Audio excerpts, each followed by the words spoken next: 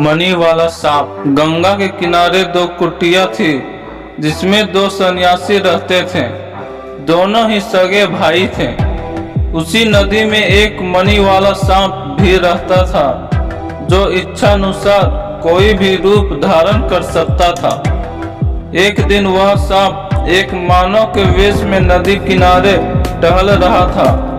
तभी उसकी दृष्टि छोटे सन्यासी पर पड़ी जो अपनी कुटिया में बैठा था।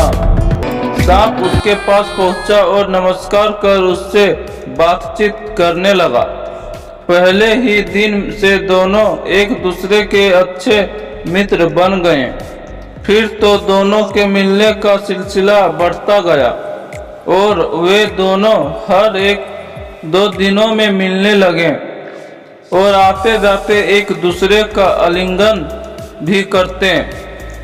एक दिन सर्प अपना मानवीय रूप त्याग अपनी असली रूप में प्रकट हुआ। उसने अपने कंठ से निकाला मणि भी उस सन्यासी को दिखाई। सांप के असली रूप को देखकर सन्यासी के होश उड़ गए। डर से उसने अपनी भूख प्यास भी त्याग दिया। इससे उसकी अवस्था कुछ ही दिनों में एक चिरकालीन रोगी की तरह हो गई। बड़े सन्यासी ने जब उसकी रुग्णावस्था को देखा तो उससे उसका कारण जानना चाहा।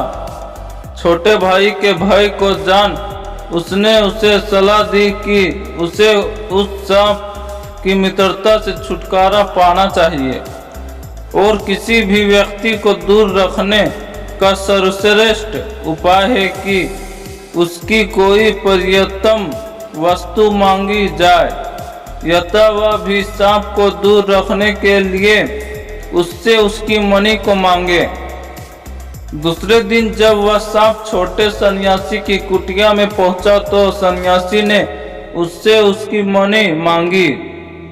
इससे सुन वह सांप कुछ बहाना बना वहां से तुरंत चला गया।